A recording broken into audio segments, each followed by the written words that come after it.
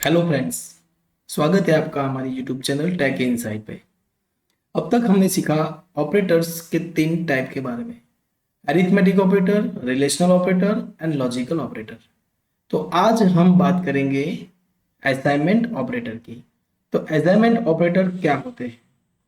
तो assignment operator का use होता है किसी भी वैल्यू को वेरिएबल में असाइन करने के लिए।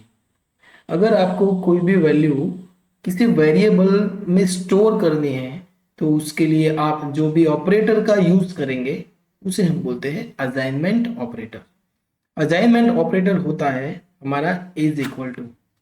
असाइनमेंट ऑपरेटर हम टू टाइप से लिख सकते हैं। उसको लिखने की दो मेथड है।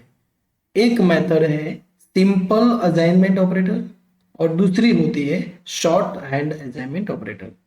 दोनों का मीनिंग सेम होता है।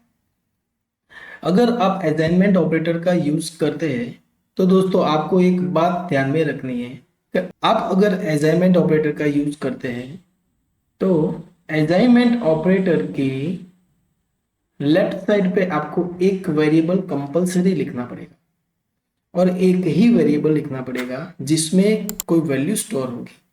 और असाइनमेंट ऑपरेटर की राइट साइड पे हम किसी भी वैल्यू, वेरिएबल या एक से ज्यादा वेरिएबल या एक से ज्यादा वैल्यू या वेरिएबल और वैल्यू का कॉम्बिनेशन भी लिख सकते हैं। इस तरह से सपोज यहाँ पे हमने लिखा x इज इक्वल टू 4, तो हम ऐसे लिख सकते हैं। हमने यहाँ पे लिखा x is equal to a plus B, हम ऐसे लिख सकते हैं। हमने यहाँ पे लिखा x is equal to a plus 3, हम ऐसा लिख सकते हैं। हमने यहाँ पे लिखा x is equal to 5 plus 10, हम ऐसे भी लिख सकते हैं। तो इस तरह से x is equal to a हम इस तरह से असाइनमेंट ऑपरेटर को यूज कर सकते हैं।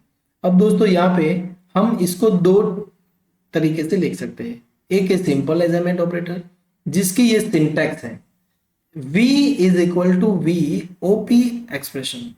मतलब कि यहाँ पे v का मतलब होता है वेरिएबल, ये हमारा असाइनमेंट ऑपरेटर है। v मतलब वेरिएबल, op मतलब ऑपरेटर और एक्सप्रेशंस। तो यहाँ पे हमने जो भी लिखा उसको हम एग्जाम्पल से समझते हैं। सपोज हमने यहाँ पे लिखा c is equal to c plus 1।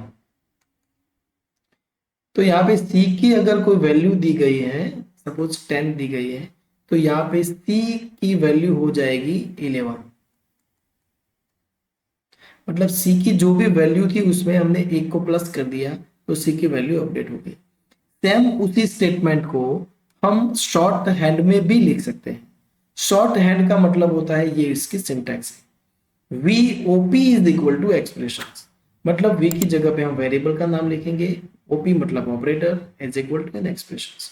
तो इसी स्टेटमेंट को अगर हम शॉर्ट में लिखेंगे तो कुछ इस तरह से हम लिख सकते हैं, C plus is equal to 1। तो इन दोनों का मतलब सेम होगा। यहाँ पे भी सी की जो भी वैल्यू होगी उसमें एक प्लस करके आपको सी की वैल्यू अपडेट करके दे देगा। तो इस तरह से हम असाइनमेंट ऑपरेटर का यूज कर सकते हैं। दोस्तों आज के लिए इतना ही, मिलते हैं अगले वीडियो में एक और नए टॉपिक के साथ।